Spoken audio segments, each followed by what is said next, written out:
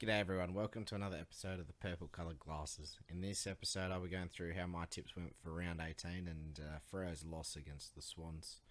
So I'll start out with saying that my round 18 tipping was an absolute shocker. I only got 3 and I think it's been my worst round of tipping for the year. So I didn't get many right. If you used any of the advice from last week's video, I'm sorry. So, Western Bulldogs against St Kilda. Went the Saints in this one, and the Dogs kicked the first 7 goals, and I knew that I'd made a mistake. Saints look done mentally, physically. Bulldogs, they did sort of coast for the rest of the game, whether that was a bit of cue in the rack type of stuff or they are still a bit patchy, I think. Saints just moved the ball so slowly and let the Dogs flood numbers back, which made it easier for their defence. Bontempelli had a massive game. He just seemed to be everywhere and was floating back into those holes in defence. One of the few games I got right, Adelaide against Collingwood, but it was a very close game. Adelaide led for periods. They got the jump on Collingwood and got out to an early lead. And the Pies just reeled them back in and put on a bit of a margin. And then Adelaide came back and almost snatched it as well. They're looking for a goal in the last minute or so just to try and win it. But Collingwood win another close one. So it's 8 in a row now for them.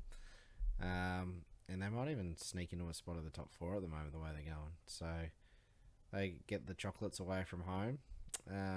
Giants against Brisbane. So sort of chopping and changing between these two games. I thought the Giants would fire a few more shots just for a bit of pride in their season, and I thought there'd be a bit more of a COVID impact with Brisbane. Brisbane were really solid. I don't think the Giants really put them under enough heat anyway to challenge them. So one where I just went for a bit of an upset there and I got it wrong. So most situations I would have tipped Brisbane, but I thought with the COVID stuff, some teams have looked a bit patchy on the second week as they're sort of getting over it. Then a big upset at Marvel Stadium, North Melbourne defeating Richmond. 14 goals 8 to 11 goals 22. 33 scoring shots to 22 scoring shots. Richmond have really only had themselves to blame the last 2 weeks, dropping games they really should win. The number of free kicks and 50-metre penalties they've given away has been talked about a lot as well. So if they stop shooting themselves in the foot, they could be very dangerous. Fortunately, they're up against Freo next week, so hopefully they don't figure it out next week. That would be good. Geelong against Carlton, so didn't watch this game. Geelong did sort of put Carlton to the sword a little bit. They just seemed really balanced all over the ground and end up winning by 30 points at the MCG. This could be a game that happens in a final. Potentially unlikely if Geelong win a qualifying final. They wouldn't mean, I think, because Carlton would be in the bottom part of the 8. But maybe a semi-final matchup if things fall the right way for both sides. Sydney against Freo. So I saw a little bit of this game at the pub. So I watched like the first half and the last 10 minutes. I wasn't going to go back and watch it just to watch the third quarter, where we got dominated. So Freo came out of the blocks early. Some nice goals from Mundy's, from Banfield. I think Lob got one as well. I thought, oh, here we go. We're up and about. Lachie Schultz kicked his second goal in that second quarter. I thought, well, technically the game's done because we never lose when Lachie Schultz kicks 2 goals. But unfortunately, that record's now been broken. It would have to happen eventually, I suppose. Sydney, from what I could see in that final quarter, just really turned the game into a chipmunk-style game and took lots of short options and just hit targets constantly, which I thought is something like they could do to beat us. In the pre-game, I was talking about their kicking skills. Like, if we could win it on the inside, we could control the ball. But they were starting to win it on the inside. Sarong didn't have a great game. Fife didn't have a great game. Mundy was alright. Brayshaw and Brody. It was sort of left to them, and Darcy, our tall guys weren't really taking any marks, so there was no real way for us to get the ball back and try and play the game a little bit on our terms. And our defenders were sort of just zoning off the deep kicks, and they were taking short kicks and just chancing their arm at some of those opportunities. If they'd kicked a few more of the ones they probably should have kicked, this margin could have been a bit bigger.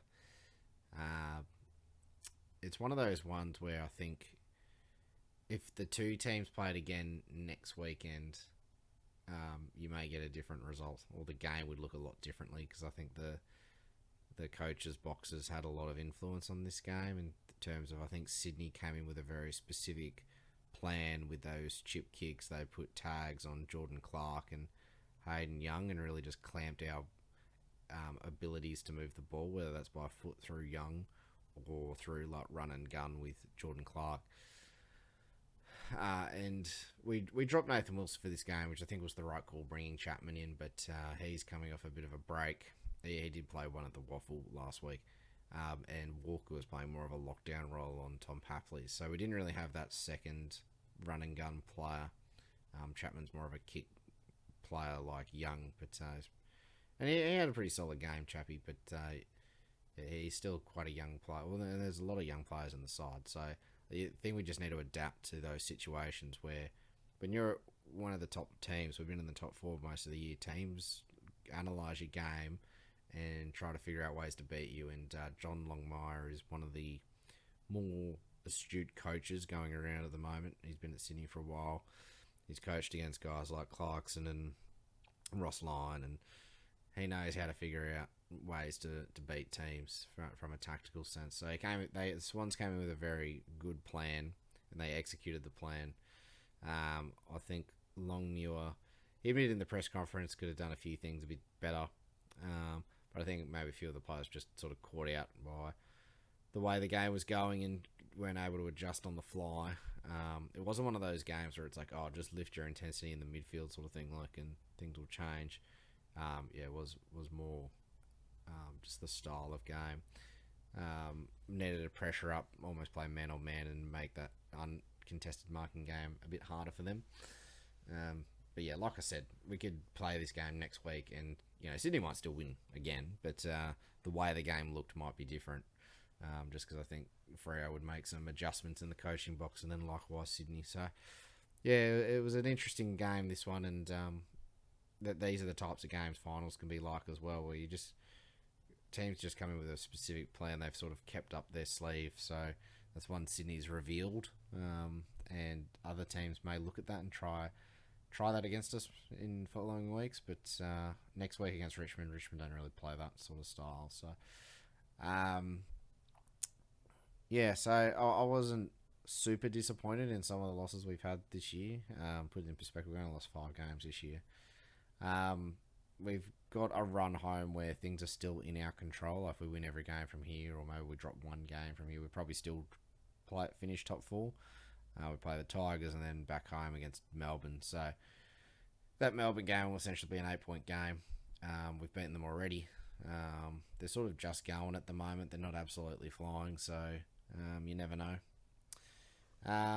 Hawthorne against West Coast. So Hawks got this one done, but West Coast hung around for large periods of this game and threatened to run away with it a little bit, but no, Hawks just sort of put the foot down in that last quarter and made sure of it. And then my Sunday tips were not great either. So Port Adelaide, they started alright up at Alice Springs, and Melbourne just sort of chipped away at them. If you look, it's one of those games again where statistically Port Adelaide really should have won this game. They've had a few of those this year. I think the worst one was the Hawthorne game where they dominated like every category and lost by 50 points. I don't really know much to say about this except Keziah Pickett had an absolute blinder. His individual performance essentially won this game for Melbourne. I think he kicked 6 goals, and that's half their score. And the margin was 2 goals, so 14 points, yeah. So he was essentially the difference in this game. It was a fairly low scoring slog. Port looked like they were just going to edge it over the line, but no, Piggott rocked up and got it done for them. And the final game of the round, Bombers against Gold Coast, and Bombers continued their resurgence over the last month or so. I did sort of think Gold Coast coming off a fairly emotional win. It has been a bit of a slog for them the last month in terms of close games they've been played in, and it can be hard to stay at that level from like an emotional standpoint. I think that could have been draining. And it did have a bit of danger game written all over it. You know, go play a team away that have been on a little bit of a confidence-boosting run. And yeah, Gold Coast didn't play anywhere near their capacity, but Bombers played very well and put them to the sword. But I tipped the Suns, so I didn't listen to my intuition on that one. So yeah, 3 tips right. Not a great round. Freo lost. So I'll be back later in the week for my preview video. Thank you, everyone. And if you're enjoying the content, just make sure you leave me a like. Thank you all. Bye.